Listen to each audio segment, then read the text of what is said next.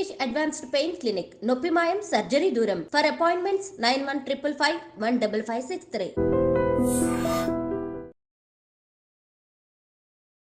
చాలా మంది డైట్ అనగానే ఇప్పుడు ఈ మధ్య కాలంలో ఇంటర్మీడియట్ ఫాస్టింగ్ అని చెప్పి చేస్తున్నారు.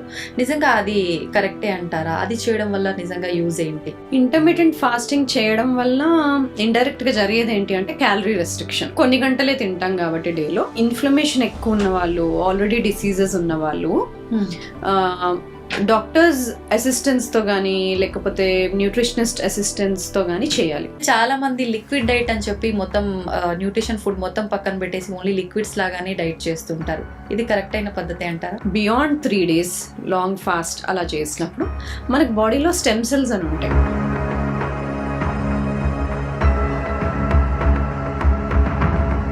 కరెక్ట్ గా చేస్తే these long fast are good. చాలా మంది భోజనం చేసే సమయాలు ఎలా మార్చేస్తారంటే బ్రేక్ఫాస్ట్ అసలు మొత్తానికి కంప్లీట్ స్కిప్ చేసి డైరెక్ట్ గా రెండు కలిపి లంచ్ లోనే తినేయటము, లేదంటే లంచ్ స్కిప్ చేసి ఈవినింగ్ తినేయటము. ఇది కరెక్ట్ అయిన పద్ధతేనా? బ్రేక్ఫాస్ట్ తీసేయడం అనేది కొంతమందికి సూట్ అవ్వకపోవచ్చు, కానీ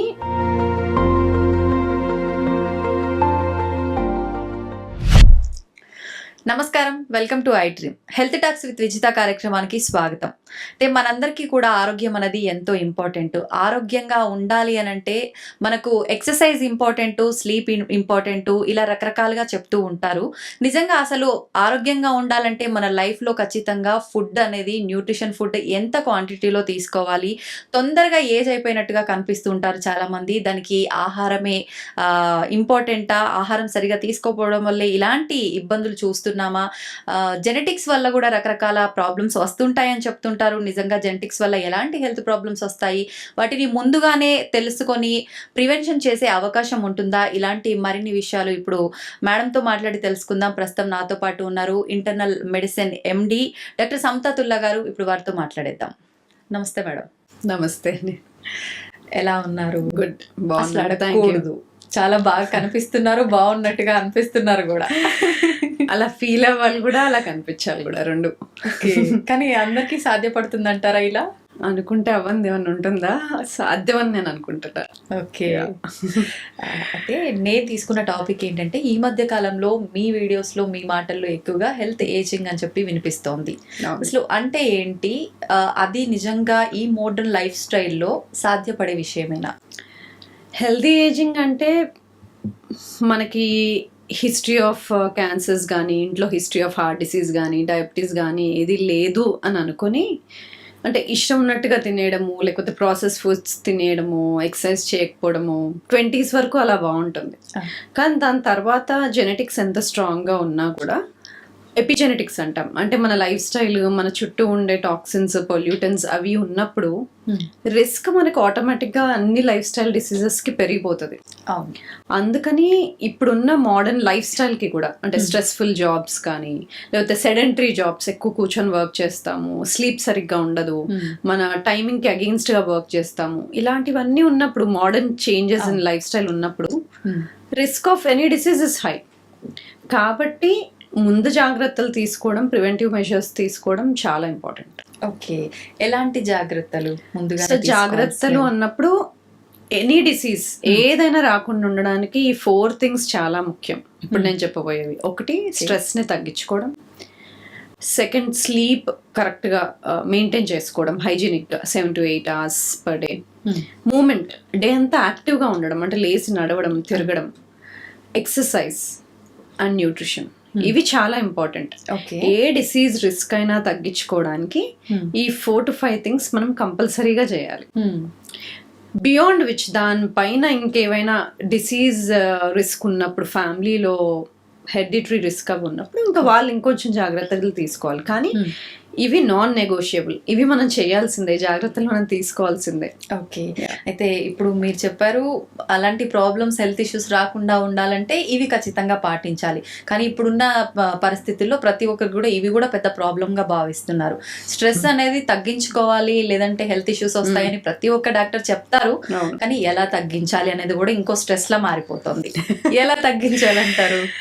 okay, so spending time with ఫ్యామిలీతో కొంచెం టైం మనం తీసుకొని స్పెండ్ చేయడమే బిగ్ స్ట్రెస్ రిలీవింగ్ మెథడ్. అది కాకుండా yoga, meditation, mindfulness, breathing exercise కానీ, ప్లేయింగ్ విత్ ద పెట్ కానీ, జర్నలింగ్, మనం డే టు డే మనం దేనికి గ్రాటిట్యూడ్గా ఉన్నాము అని జర్నలింగ్ చేసుకోవడం, అంటే నైట్ టైం డైరీ రాసుకోవడం కానీ, ఇవన్నీ స్ట్రెస్ రిలీవింగ్ మెథడ్స్. అంటే స్లోయింగ్ డౌన్, రిఫ్లెక్ట్ అవ్వడం, ఆ డే ఎలా వెళ్ళింది, ఎందుకు మనం గ్రాటిట్యూడ్గా ఉన్నాము, స్పెండ్ చేయడము with family, friends, keeping positive thoughts around us, negative పీపుల్ని కొంచెం దూరంగా పెట్టడము. సో ఇలాంటివన్నీ చేసుకున్నప్పుడు మనం స్ట్రెస్ని తగ్గించుకోగలుగుతాం. బ్రీదింగ్, యోగా, మెడిటేషన్, వీటికైతే the lot of studies that show reduction in stress. ఎందుకంటే స్ట్రెస్తో పాటు కార్టిజాల్ పెరుగుతుంది, మనకు తెలిసిందే. Cortisol is a stress hormone. So అప్పుడప్పుడు స్ట్రెస్ ఇస్ వెరీ గుడ్. అంటే దానివల్ల మనం టాస్క్ ఏదైనా ఉన్నప్పుడు ఫినిష్ చేస్తాము, ఫాస్ట్గా ఫినిష్ చేస్తాము, అలర్ట్గా ఉంటాము. సో ఆ టైంలో ఇట్స్ గుడ్. కానీ స్ట్రెస్ కంటిన్యూస్గా ఉండకూడదు, ఎందుకంటే అది ఫైట్ మోడ్లో ఉంటాం కదా. ఆ టైంలో కొంచెం బ్లడ్ షుగర్, బ్లడ్ ప్రెషర్ ఇవన్నీ కూడా పెరుగుతాయి. సో ఆ స్ట్రెస్ రావాలి, ఆ టాస్క్ అకంప్లిష్ అవ్వాలి, స్ట్రెస్ తగ్గిపోవాలి. కానీ మనం కంటిన్యూస్ స్ట్రెస్సెస్ తీసుకుంటూ ఉంటే, మైక్రోడోస్లో మినీ స్ట్రెస్సెస్, లైక్ ఇప్పుడు నాకేమైనా ఫోన్స్ వస్తున్నాయేమో, మెసేజెస్ వస్తున్నాయేమో, ఏమైనా మిస్ అవుతున్నానేమో, క్లినిక్ నుండి కాల్స్ వస్తున్నాయేమో, ఇలాంటివన్నీ మైక్రోడోసెస్ ఆఫ్ స్ట్రెస్సెస్ అనమాట. ఆ టైంలో కూడా మైక్రో ఎరప్షన్స్ ఇన్ కార్టిసాల్, కొంచెం కొంచెం కార్టిసాల్ రైజ్ అవుతూ ఉంటుంది. సో అలా కంటిన్యూస్ స్ట్రెస్లో ఉన్నప్పుడు బాడీ మన ఫర్టిలిటీ మీద, వాటి మీద దృష్టి పెట్టదు, సర్వైవల్ మోడ్లోకి వెళ్ళిపోతుంది. సో అలా continuous stress is not good, ఫర్టిలిటీని ఎఫెక్ట్ చేస్తుంది. సో ఆ డ్యామేజ్ అంతా జరుగుతుంది, సెల్స్లో డ్యామేజ్ జరుగుతుంది. మనకు సెల్స్లో ఎనర్జీ ప్రొడ్యూసింగ్ మైటోకాండ్రియా ఉంటాయి, మైటోకాండ్రియా డ్యామేజ్ అవుతాయి. బాడీలో రిపేర్ మెకానిజమ్స్ ఉంటాయి కదా, body is very smart. Damage accumulation అయిన తర్వాత అది క్లియర్ అవుట్ చేయడానికి మనకి రిపేర్ మెకానిజమ్స్ ఉంటాయి న్యాచురల్గా, అవి పాడవుతాయి. So the lot of things that happen with stress. అందుకని స్ట్రెస్ని మిటిగేట్ చేసుకోవడానికి నేను చెప్పిన వాటిలో ఏదైనా ఒకటి we should follow. Top is mindfulness, breathing, yoga, ఇవి ఇంక్లూడ్ చేసుకోవాలి. అయితే మనం డైలీ తీసుకునే ఫుడ్ కూడా మనని చాలా రకాలుగా ప్రభావితం చేస్తుంది అంటారు. స్ట్రెస్కి కూడా ఇది ఫుడ్ ఒక రీజన్ అవుతుందంటారా? This two way link. మనం స్ట్రెస్ఫుల్గా ఉన్నప్పుడు చాలా రాంగ్ చాయిసెస్ చేస్తాం. ఆ టైంలో కొంచెం ప్రాసెస్డ్ ఫుడ్స్ తినాలనిపిస్తుంది, జంక్ తినాలనిపిస్తుంది. అదే మనం కామ్గా, మైండ్ఫుల్గా ఉన్నప్పుడు హెల్దీ చాయిసెస్ చేస్తాం ఫుడ్లో కూడా. So that way. And in return మనం ఇన్ రివర్స్ ఆల్సో, ఆ రోజు జంక్ ఫుడ్స్ ఎక్కువ తిన్నాము, షుగర్స్, ప్రాసెస్డ్ ఫుడ్స్ ఎక్కువ తిన్నాము, ఆ రోజు ఇరిటబుల్గా ఉండడము, లేకపోతే గట్ ఇష్యూస్ ఉండడము, ఇలా ఉంటాం. అదే మైండ్ఫుల్గా కూర్చొని ఫోన్ లేకుండా హెల్దీగా తిన్నప్పుడు we're more alert, energy levels crash అవ్వడము, అలాంటివన్నీ ఉండవు. So it's both way. Gut brain axis అంటాం కదా, గట్ బ్రెయిన్ని ఇన్ఫ్లుయెన్స్ చేస్తుంది, బ్రెయిన్ గట్ని ఇన్ఫ్లుయెన్స్ చేస్తుంది. ఎందుకు ఇలా జరుగుతుంది అంటే, మనకి బ్రెయిన్ న్యూరో ట్రాన్స్మిటర్స్ అని ఉంటాయి కదా, డోపమిన్, గాబా, సెరోటోనిన్, ఎపినెఫ్రిన్, ఇలాంటివన్నీ. ఈ న్యూరో ట్రాన్స్మిటర్స్ ఒక 60% to 70% మనకి గట్లోనే తయారవుతాయి. అవి గట్లో తయారవ్వాలంటే దానికి సరిపడా రైట్ కైండ్ ఆఫ్ ఫుడ్ ఇవ్వాలి. ప్రీబయోటిక్ రిచ్ ఫుడ్స్ అంటే కలర్ఫుల్ వెజిటబుల్స్ అండ్ ఫ్రూట్స్, ఇలాంటివి. అవి తిన్నాక ఇవి ప్రొడ్యూస్ చేయడానికి కావాల్సిన సరిపడా గుడ్ బ్యాక్టీరియా ఉండాలి. అవి ఉన్నాయా లేవా, అడిక్వేట్ అమౌంట్లో ఉన్నాయా, దాన్ని బట్టి మంచి న్యూరో ట్రాన్స్మిటర్స్ రిలీజ్ అవుతాయి, మనల్ని హెల్దీగా ఉండే మెటబోలైట్స్ ప్రొడ్యూస్ అవుతాయి. Like short chain fatty acids అంటాం, వెరీ ఇంపార్టెంట్, బ్యూట్రేట్, అసిటేట్, ఇలాంటివి, ప్రోపియోనేట్, ఇలాంటివి హెల్దీ ప్రోడక్ట్స్. మనం వాటికి రైట్ ఫుడ్స్ ఇచ్చినప్పుడు gut bacteria, healthy gut bacteria మనకి రైట్ ప్రోడక్ట్స్ ఇస్తాయి, which affects our overall health, happiness, productivity, mood, అవన్నీ అనమాట. So it works both ways. Okay. అయితే న్యూట్రిషన్ అన్నారు, ఇప్పుడు మీరు చెప్పినట్టుగా ఇలాంటి ఒక రకమైన ఫుడ్ తీసుకుంటే సరిపోతుందా, లేదంటే ఇంకా ప్రత్యేకించి న్యూట్రిషన్ అంటే ఎలా తీసుకోవాలి? న్యూట్రిషన్ ఎలా తీసుకోవాలనేది సాధారణంగా అడిగే క్వశ్చన్ ఇది. దీనికి సింపుల్ ఆన్సర్ ఏంటి అంటే, మనం ఏజ్ పెరుగుతున్న కొద్దీ మన ఫుడ్లో నుండి న్యూట్రియంట్ అబ్జార్ప్షన్ తగ్గిపోతుంది. మన గట్లో ఉండే బ్యాక్టీరియా డైవర్సిటీ తగ్గిపోతాయి. డైవర్సిటీ అంటే రకరకాల బ్యాక్టీరియా గుడ్ నెంబర్స్లో ఉండాలి జనరల్గా. కానీ ఏజ్ పెరుగుతున్నప్పుడు ఆ మైక్రోబియల్ డైవర్సిటీ న్యాచురల్గానే తగ్గుతుంది. న్యూట్రియంట్ అబ్జార్ప్షన్, ఫుడ్లో నుండి ఆ న్యూట్రియంట్ లాగే కెపాసిటీ కూడా తగ్గుతుంది. సో అలాంటప్పుడు మనము ఫర్మెంటెడ్ ఫుడ్స్ ఎక్కువగా తినాలి, ఫైబర్ రిచ్ ఫుడ్స్ ఎక్కువగా తినాలి. ఈ రెండు ఎక్కువగా తినాలి ఏజ్ అవుతూ ఉంటే. అంటే ఏంటి ఫైబర్ రిచ్ ఫుడ్స్ అంటే ఏంటి? పీచ్ తో కూడిన ఫ్రూట్స్ అండ్ వెజిటబుల్స్. కలర్ఫుల్. ఎందుకు కలర్ఫుల్ అంటే different colours of vegetables and fruits లో డిఫరెంట్ పాలిఫెనాల్స్ ఉంటాయి. పాలిఫెనాల్స్ అంటే యాంటీ ఆక్సిడెంట్ రిచ్ ఫుడ్స్. అంటే మన బాడీని ఒక ప్రొటెక్ట్ చేసే ఫుడ్ కెమికల్స్ అనేది రాంగ్ వర్డ్. బాడీని ప్రొటెక్ట్ చేసే ఫుడ్ న్యూట్రియంట్స్, ఫైటోకెమికల్స్ ఈ డిఫరెంట్ కలర్స్ వెజిటబుల్స్ ఫ్రూట్స్ లో ఉంటాయి. కాబట్టి మనం డిఫరెంట్ కలర్డ్ వెజిటబుల్స్ తినాలి. వాటితో పాటు ప్రోటీన్ ఇంక్రీజ్ చేయాలి. ఎందుకు? 30 years దాటిన తర్వాత every year we lose at least 1% body mass, muscle తగ్గిపోతూ ఉంటుంది. సో మనం ప్రోటీన్ పెంచుకుంటూ వెళ్ళాలి, ఫైబర్ పెంచుకుంటూ వెళ్ళాలి, కార్బ్స్ కొంచెం తగ్గించుకుంటూ వెళ్ళాలి. దేని నుండి వచ్చే కార్బ్స్? గ్రెయిన్స్ నుండి వచ్చే కార్బ్స్. కార్బ్స్ తగ్గించడము అనగానే మనకి దుంపలు ఇవన్నీ తగ్గించేసేయడం కాదు. ఓవరాల్ గా నో కార్బోహైడ్రేట్ డైట్ కూడా మంచిది కాదు మిడ్ 20s to 40s లో ఉన్న వాళ్ళకి. బట్ ఏజ్ పెరుగుతున్నప్పుడు 40s, 50s, 60s అప్పుడు ప్రోటీన్ ని పెంచాలి. అంటే ఆ టైంకి మనం 1.2 to 1.6 grams per kg body weight of protein ఇవ్వాలి బాడీకి. Okay. With fibre of at least 25 to 35 grams per day fibre ఇవ్వాలి. సో అలా ఫర్మెంటెడ్ ఫుడ్స్ పెంచాలి. It could be from dairy like yogurt, simple గా పెరుగు. లేదంటే మనకి ఇప్పుడు వెజిటబుల్స్ ని కూడా ఫర్మెంట్ చేసుకోవచ్చు. క్యాబేజ్ ని వాటిని కూడా ఫర్మెంట్ చేసుకోవచ్చు ఇంట్లో, కిమ్చి అంటాం కదా. సో అలా ఫర్మెంటెడ్ డైరీ, ఫర్మెంటెడ్ వెజిటబుల్స్ ఇవి ఇంక్లూడ్ చేసుకున్నప్పుడు డయట్ లో మనకి 20 to 30% decreased risk of life style diseases జరుగుతుంది. అంటే ఫైబర్ ని ఇది స్టడీ కూడా జరిగింది 2022, 2023 ఆ టైంలో ఎల్డర్ పాపులేషన్ కి 50-60 years ఉన్న వాళ్ళలో ఫైబర్ ఫర్మెంటెడ్ ఫుడ్స్ పెంచినప్పుడు వాళ్ళల్లో డిసీజ్ అనేది తగ్గింది. వాళ్ళు తీసుకునే మెడికేషన్ డోసేజ్ తగ్గింది, దేర్ సిమ్టమ్స్ తగ్గినాయి, they started feeling better. So that is very important. ఎందుకంటే మనకు రిపేర్ మెకానిజమ్స్ ఏజ్ అవుతుంటే స్లో డౌన్ అయిపోతాయి, వాటిని బూస్ట్ చేసుకోవాలి. సో వాటికి ఇలాంటివన్నీ జాగ్రత్తలు మనం తీసుకోవాలి. ఓకే. అయితే ఇప్పుడు మీరు ఇందాక హెల్తీ ఏజింగ్ అన్నారు, అంటే ఇవన్నీ పాటించడమే healthy ageing? Basically healthy ageing అని ఎందుకు అంటున్నామంటే ఏజ్ అవుతుంటే ఏం మార్పులు జరుగుతాయో చెప్తాను. దానికి తగ్గట్టు ఏంటి యాక్షన్ ప్లాన్ తీసుకోవాలి. ఏజ్ అవుతూ ఉంటే సెల్యులర్ రిపేర్ మెకానిజమ్స్ స్లో అవుతాయి, సెల్లో ప్రొడ్యూస్ చేసే ఎనర్జీ మైటోకాండ్రియా స్లో అవుతాయి. ఓకే. మన సెల్ క్లీనప్ ప్రాసెస్ ఆటోఫేజీ అంటాం కదా, అది మనల్ని ప్రొటెక్ట్ చేస్తుంది. ఏవైతే సెల్స్ జనరల్గా సెల్స్ డివైడ్ అవుతూ ఉంటాయి, ఏజ్ అవుతూ ఉన్న కొద్ది ఏమవుతాయి, కొన్ని సెల్స్ డివైడ్ అవ్వకుండా అలాగే ఉండిపోయి హార్మ్ఫుల్ ప్రోడక్ట్స్ రిలీజ్ చేస్తాయి. అవి పక్కనున్న హెల్దీ సెల్స్ని డ్యామేజ్ చేస్తాయి. సో వాటిని సెల్యులార్ సెనెసెన్స్ అంటాం. ఇవి క్లియర్ అవుట్ అవ్వడానికి మనకి ఆటోఫేజీ అని ఒక ప్రాసెస్ ఉంది, క్లీనప్ ప్రాసెస్. అది ఎప్పుడు యాక్టివేట్ అవుతుంది? మనం ఫాస్టింగ్ లో ఉన్నప్పుడు, బాడీకి కొంచెం తక్కువ ఫుడ్ వెళ్ళినప్పుడు, ఇలాంటి స్టేజెస్ లో యాక్టివేట్ అవుతుంది. సో ఆటోఫేజీ తగ్గిపోతుంది ఏజ్ అవుతుంటే, సెల్యులార్ సెనెసెన్స్ పెరుగుతుంది, దానివల్ల ఇన్ఫ్లమేషన్ అనేది పెరుగుతుంది. ఇన్ఫ్లమేషన్ అనేది అప్పుడప్పుడు ఇన్ఫెక్షన్ వచ్చినప్పుడు, దెబ్బలు తగిలినప్పుడు రావడం సాధారణం. కానీ ఏజ్ పెరుగుతున్నప్పుడు అది లో గ్రేడ్ ఆఫ్ ఇన్ఫ్లమేషన్ బాడీలో పెరుగుతుంటది. ఇన్ఫ్లమేజింగ్ అవుతూ ఉంటది, మసిల్ లాస్ అవుతూ ఉంటది, బోన్ లాస్ అవుతూ ఉంటది. మనకి జీన్స్ లో క్రోమోజోమ్స్ అని ఉంటాయి. క్రోమోజోమ్ ఎండ్ లో షూ లేస్ కి క్యాప్ ఉండేలాగా ప్రొటెక్టివ్ క్యాప్ ఒక టీలోమియర్ అని ఉంటుంది. అది ఆ లెంత్ తగ్గిపోతూ ఉంటది ఏజ్ అవుతూ ఉంటే. అలాగే జీన్స్ అన్స్టేబుల్ అవుతూ ఉంటాయి, దానివల్ల రిస్క్ ఆఫ్ క్యాన్సర్స్ పెరుగుతూ ఉంటాయి.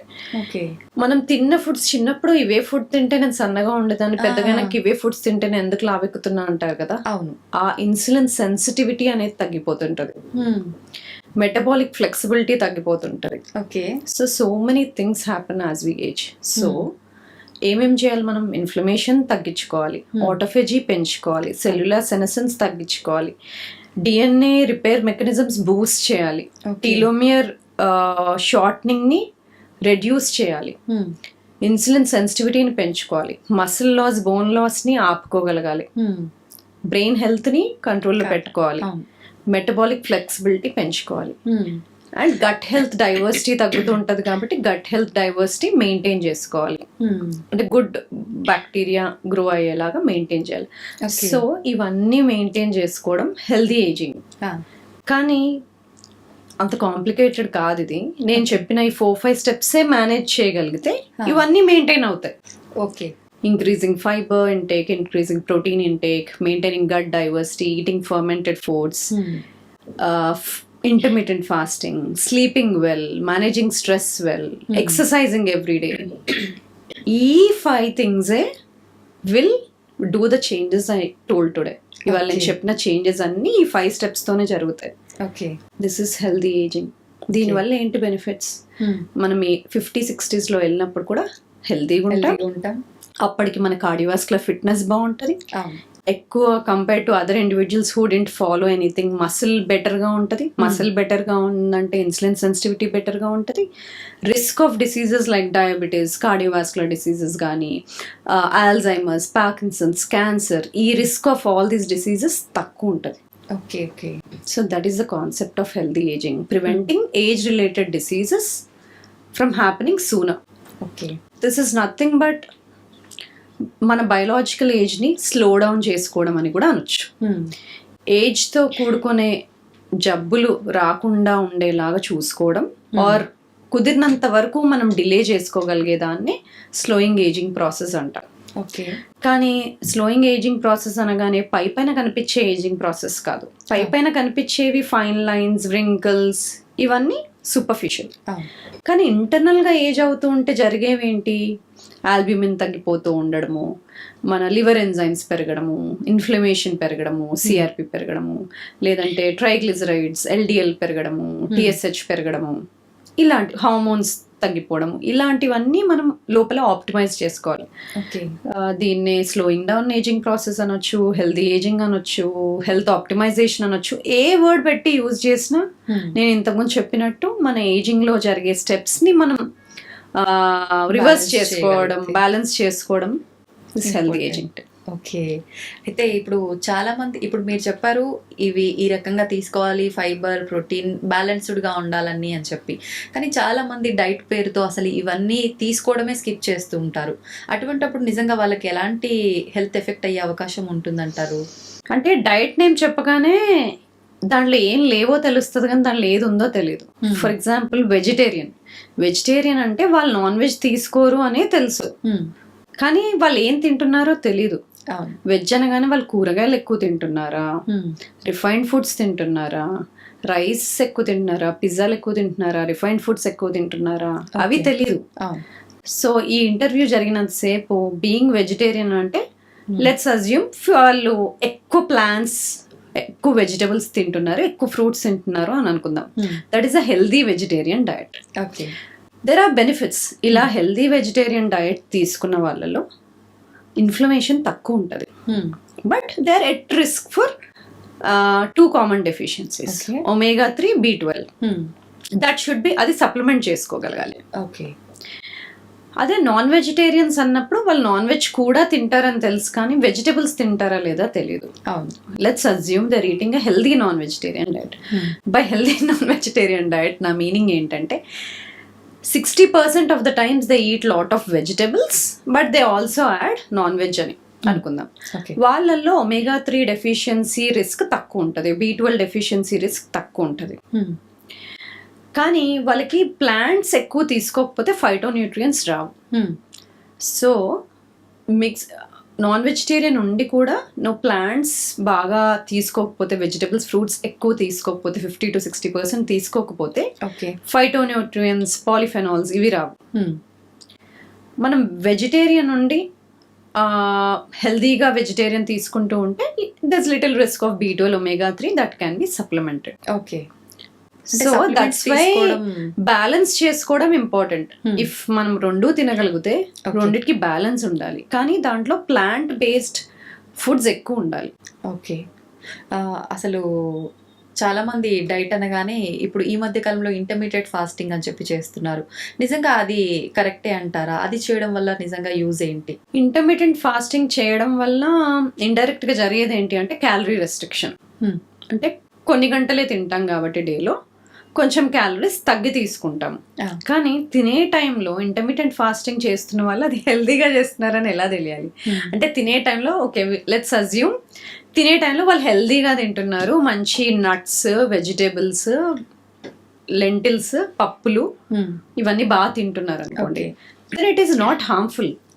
ఎందుకంటే ఇంతకుముందు మాట్లాడుకున్నాం కదా, బాడీలో మనకు ఒక క్లీనప్ ప్రాసెస్ ఉంటుంది, చెక్ సిస్టమ్ ఉంటుంది, ఆటోఫేజీ అని. ఆటోఫేజీ స్టిమ్యులేట్ అవుతుంది ఇంటర్మీడియట్ ఫాస్టింగ్ చేసినప్పుడు, విచ్ ఈస్ ఇంపార్టెంట్. ఎందుకంటే అది మనకి డిసీజ్ రిస్క్ నుండి కాపాడుతుంది, డిసీజెస్ వచ్చే రిస్క్ తగ్గుతుంది. ఓకే, కాబట్టి ఇంటర్మీడియట్ ఫాస్టింగ్ కరెక్ట్గా చేసినప్పుడు తినే టైంలో న్యూట్రియంట్ ఫుడ్స్, రిచ్ ఫుడ్స్ తీసుకున్నప్పుడు it is good for us. Okay, కానీ ఇన్ఫ్లమేషన్ ఎక్కువ ఉన్న వాళ్ళు, ఆల్రెడీ డిసీజెస్ ఉన్న వాళ్ళు డాక్టర్స్ అసిస్టెన్స్తో కానీ లేకపోతే న్యూట్రిషనిస్ట్ అసిస్టెన్స్తో కానీ చేయాలి.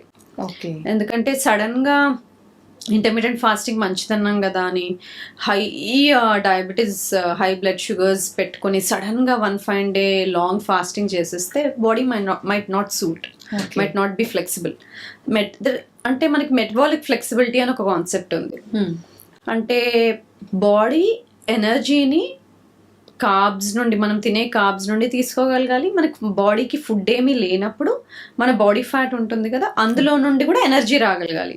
అలా బాడీ 2 స్విచ్ల్ని యూజ్ చేసి, 2 ఫ్యూయల్ సిస్టమ్స్ని యూజ్ చేసి ఎనర్జీ ప్రొడ్యూస్ చేస్తే మనం గుడ్ మెటబాలిక్ ఫ్లెక్సిబిలిటీ ఉన్నట్టు. ఓకే, లేదు అంటే నేను అస్సలు కొంతమంది అంటారు నేను అసలు ఫాస్టింగ్ చేయలేనండి, నేను ఉండలేను, తినాల్సిందే, నేను అస్సలు ఉండలేను అంటారు. దట్ మీన్స్ వాళ్ళకి మెటబాలిక్ ఫ్లెక్సిబిలిటీ లేదు. ఓకే, సో ఇంటర్మీడియట్ ఫాస్టింగ్ ఎప్పుడైనా స్లోగా ఇంట్రడ్యూస్ చేయాలి. Every week or every month number of hours 1 hour అలా ఇంక్రీజ్ చేసుకోవాలి, సడన్ గా చేయకుండా. అప్పుడు ఏమవుతుందంటే మెటబాలిక్ ఫ్లెక్సిబిలిటీ పెరిగి ఇన్సులిన్ సెన్సిటివిటీ వస్తుంది బాడీకి. ఇన్సులిన్ సెన్సిటివిటీ అంటే మీరు ఏ ఫుడ్ తిన్నా కూడా ఇన్సులిన్ బాగా పనిచేసి, తక్కువ డోస్లో పనిచేసి బ్లడ్లో తొందరగా ఎక్కువ షుగర్ పెరగకుండా ఆ బ్లడ్లో ఉన్న గ్లూకోజ్ని బాడీ యూజ్ చేసుకునేలాగా చేస్తుంది.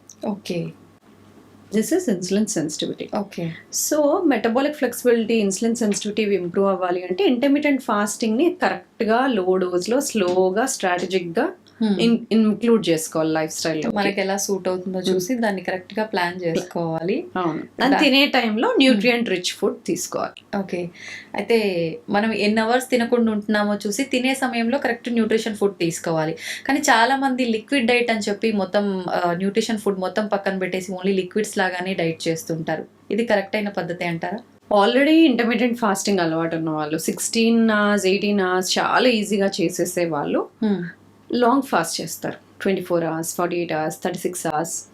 ఆ టైంలో డిఫరెంట్ టైప్స్ ఆఫ్ ఫాస్ట్ ఉంటాయి. డ్రై ఫాస్ట్ ఉంటుంది, వాటర్ ఓన్లీ ఫాస్ట్ ఉంటుంది. అది నేను అన్నట్టు సడన్గా చేయకుండా అలవాటు ఉన్న వాళ్ళు స్లోగా చేస్తారు. ఓకే, అప్పుడు it is not, actually it is good. కరెక్ట్గా చేస్తే these long fast are good. ఎందుకంటే beyond 48 hours, beyond 3 days long fast అలా చేసినప్పుడు మనకు బాడీలో స్టెమ్ సెల్స్ అని ఉంటాయి.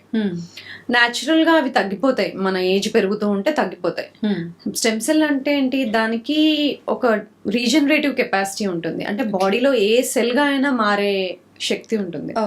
సో ఆ స్టెమ్ సెల్స్ బూస్ట్ అవ్వాలి అంటే లాంగ్ ఫాస్ట్ చేస్తేనే అవుతుంది న్యాచురల్గా. కానీ సడన్గా చేయకూడదు, అలాగా అలవాటు ఉండాలి, బాడీకి అలవాటు చేయాలి, స్లోగా ఫాస్టింగ్ ఇంక్రీజ్ చేయాలి ఫాస్టింగ్ విండోని. సో కరెక్ట్గా ఏవైనా ఇవన్నీ స్ట్రెస్సర్స్ అంటాం. క్యాలరీ రెస్ట్రిక్షన్ కానీ, ఇంటర్మీడియట్ ఫాస్టింగ్ కానీ, ఎక్సర్సైజ్ కానీ, ఇవన్నీ స్ట్రెస్సర్స్. ఈ స్ట్రెస్సర్స్ అనేవి కరెక్ట్ డోసేజెస్లో ఇవ్వాలి బాడీకి. ఆ డోసేజ్ ఎక్కువైనా తక్కువైనా 2 డేంజరస్. ఇప్పుడు ఇవి గైడెన్స్ తో చేసుకోవాలి. అంటే డాక్టర్ గైడెన్స్ లేకుండా ఇవి చేసేటప్పుడు నిజంగా మనకు ఎలా తెలుస్తుంది ఇది మనకు సూట్ అయింది కాలేదు అని చెప్పి? ఎలా తెలుస్తుంది సూట్ అయింది కాలేదు అనేది? మీకు 24 to 48 అవర్స్ ఫాస్ట్ చేశారు. చేస్తున్నప్పుడు సివియర్ డిజీనెస్ రావడం కానీ, అంటే బ్లడ్ ప్రెషర్ చాలా లో అయిపోయి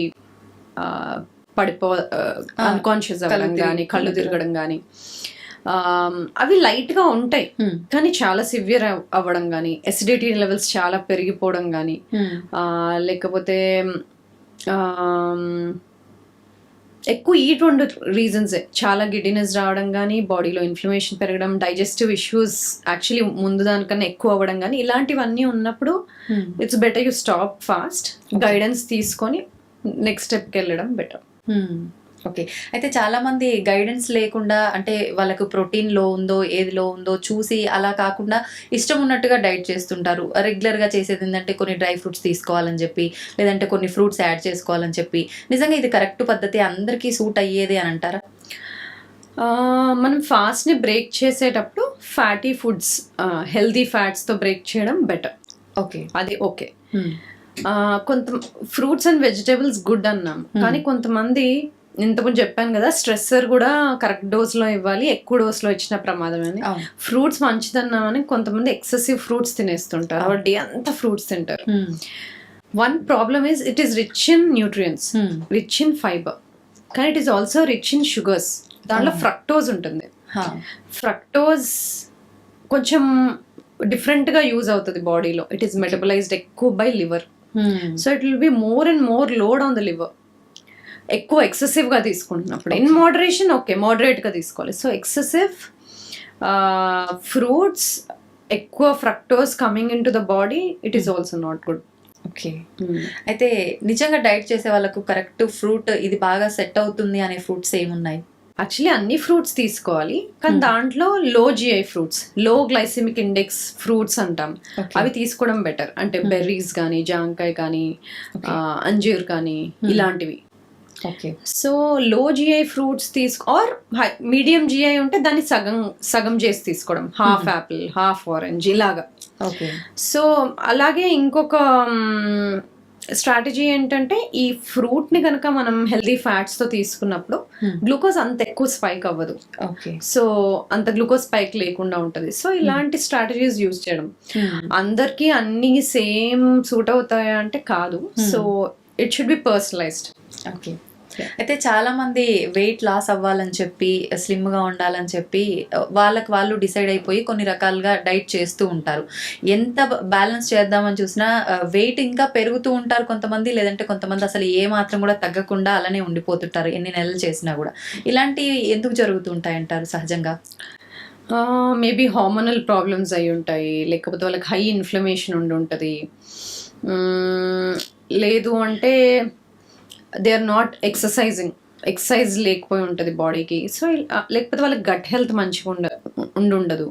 సో ఇలాంటి, ఆర్ వాళ్ళ స్లీప్ సైకిల్ బాగుండి ఉండదు. అడిక్వేట్ స్లీప్ లేకపోయినా కూడా వెయిట్ లాస్ అవ్వం సమ్ టైమ్, ఆర్ స్ట్రెస్ ఎక్కువ ఉంటుంది. సో అన్ని బ్యాలెన్స్ చేయకుండా ఉట్టి ఫుడ్ మీద కాన్సన్ట్రేట్ చేసినా రిజల్ట్స్ రావు. So gut health, sleep, stress, exercise ఇవేమి వర్క్ చేయకపోయినా, ఆర్ బాడీలో ఇన్ఫ్లమేషన్ ఎక్కువ ఉన్నా, హార్మోనల్ ఇంబ్యాలెన్సెస్ ఉన్నా కూడా అప్పుడప్పుడు వెయిట్స్ లూజ్ అవ్వడానికి ఇబ్బంది అవ్వచ్చు. అయితే చాలా మందిలో హెల్త్ ఇష్యూస్, ఇందాక మనం మాట్లాడుకుంటున్నట్టుగా రకరకాల హెల్త్ ఇష్యూస్ వస్తుంటాయి ఏజ్ పెరిగే కొద్ది కానీ, లేదంటే చిన్న చిన్న పిల్లల్లో కూడా చూస్తూ ఉంటాం. ఆహారపు అలవాట్లు కరెక్ట్గా ఉన్నా కూడా జెనెటిక్స్ పరంగా కూడా వచ్చే అవకాశం ఉంటుందని చెప్పి అంటుంటారు కదా. ఇవి ముందుగానే రాకుండా ఉండాలి అని అంటే, ప్రివెంట్ చేసుకోవాలంటే అవకాశం ఉందంటారా? డెఫినెట్లీ. మనం దాన్ని పర్సనలైజ్డ్ ప్రివెన్షన్ అంటాం. దీనికి ఒక ఎగ్జాంపుల్ తీసుకుందాం. లివర్ని just take an example. Liver job ఏంటి?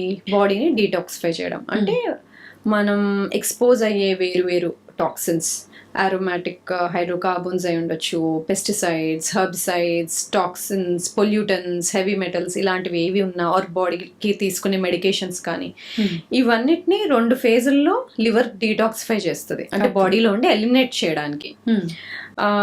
అది వాటర్ సాల్యుబుల్ అయితే బాడీలో ఈజీగా ఎలిమినేట్ అయిపోతుంది, బైల్లో కానీ యూరిన్లో కానీ. అయితే ఫేజ్ 1లో సైటోక్రోమ్ పి ఎంజైమ్ సిస్టమ్ అనేది ఒకటి ఉంటుంది. దాన్ని ఎన్కోడ్ చేసే జీన్స్ CYP 1A1, 2A1 అలాంటివి కొన్ని సైటోక్రోమ్ P450 జీన్స్ ఉంటాయి, which are encoded by these genes. కొంతమందిలో ఈ జీన్స్లో మ్యూటేషన్స్ కానీ పాలిమార్ఫిజమ్స్ కానీ ఉంటాయి. అంటే ఏంటి, ఆ ఎంజైమ్ పనిచేయాల్సిన దానికన్నా ఎక్కువ కానీ తక్కువ కానీ పనిచేస్తుంది. అంటే స్లో ఎస్టైలేషన్ ఆర్ ఫాస్ట్ ఎస్టైలేషన్ అంటాం. ఓకే, స్లో ఎస్టైలేటర్స్ అనుకోండి, స్లో ఎస్టైలేషన్ అంటే ఆ phase 1 సరిగ్గా అవ్వనే అవ్వదు. అంటే phase 2కి రీచ్ అవ్వాలంటే ఆ టాక్సిన్ phase 1 దాటి ఇంటర్మీడియట్ ప్రోడక్ట్ అవ్వాలి. సో టాక్సిన్స్ ఇంటర్మీడియట్ ప్రోడక్ట్స్ అవ్వనే అవ్వవు, దే ఆర్ స్లో ఎస్టైలేటర్స్. అంటే టాక్సిక్ బర్డన్ ఆ పర్సన్ లో ఎక్కువ ఉంది.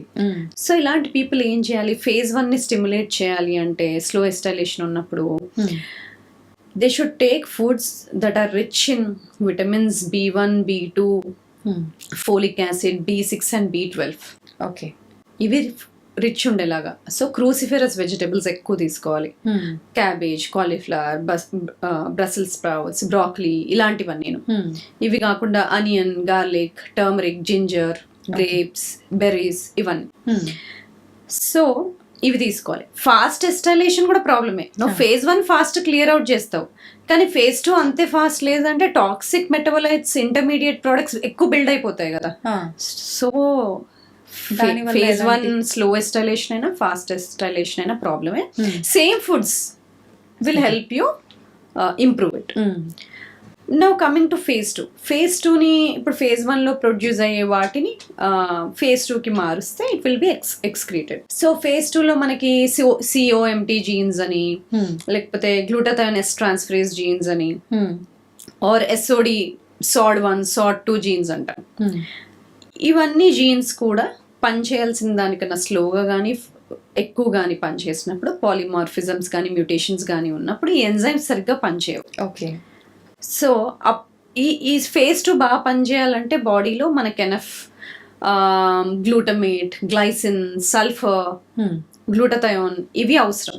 ఓకే, వీటిని ఎన్హాన్స్ చేసే foods garlic, onion, green leafy vegetables, turmeric, ginger, ఇవన్నీ బాగా తీసుకోవాలి. ఓకే, సో ఈ జీన్స్ మ్యూటేషన్స్ ఉన్న వాళ్ళు ఈ ఫుడ్స్ని ఇంకొంచెం వేరే వాళ్ళతో పోలిస్తే ఎక్కువ తీసుకోవాలి.